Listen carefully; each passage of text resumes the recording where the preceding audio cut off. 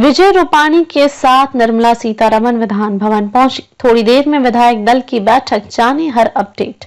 महाराष्ट्र के मंत्रिमंडल से बाहर रहेंगे दागी। ऐसे संकेत हैं कि तीनों सहयोगी दलों के बीच विभागों का बंटवारा भी आसान नहीं होगा। शिवसेना नेताओं ने सोमवार को कहा कि गठबंधन राजनीति के रिवाज के अनुसार अगर मुख्यमंत्री पद भाजपा को मिलता है तो गृह विभाग उनकी पार्टी को मिलना चाहिए। शिवसेना के एक नेता ने कहा कि भाजपा के शीर्ष नेताओं और महायुति के अन्य सहयोगियों के बीच इस बात को लेकर व्यापक सहमति बन गई है कि भ्रष्टाचार के गंभीर आरोपों का सामना कर रहे मंत्रियों को मंत्रिमंडल में शामिल नहीं किया जाए। इससे पहले मंगलवार को शिंदे चिकित्सीय जांच के लिए एक निजी अस्पताल गए थे, जो महाराष्ट्र के राजनीतिक हलकों में चर्चा का विषय बन गया। बाद में अस्पताल से निकलते समय उन्होंने कहा कि मैं जांच के लिए आया हूं, मेरा स्वास्थ्य ठीक है। पिछले शुक्रवार को सतारा जिले में अपने पैतृक गांव जाने के बाद शिंदे के फैसले के बाद अटकलें लगाई जा रही थी कि वह नई सरकार के गठन के तौर तरीकों से नाखुश हैं। महाराष्ट्र में जगह जगह होगा शपथ ग्रहण का लाइव प्रसारण।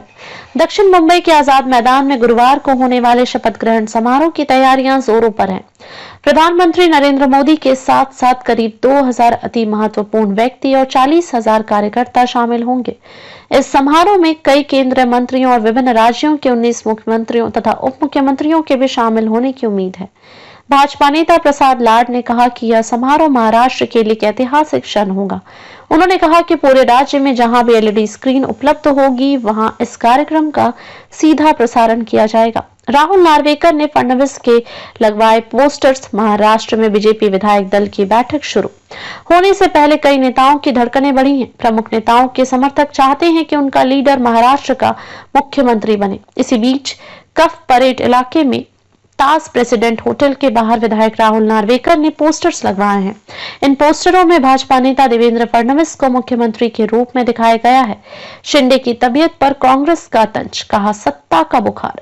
महाराष्ट्र कांग्रेस के प्रवक्ता सचिन सावंत ने कहा कि पहली बार यह है कि मुख्यमंत्री के नाम के ऐलान और शपथ ग्रहण समारोह के लिए इतनी देरी नहीं होनी चाहिए थी। 26 नवंबर को मंत्रिमंडल अस्तित्व में आना चाहिए था, लेकिन यहाँ तो सत्ता का संघर्ष चल रहा है।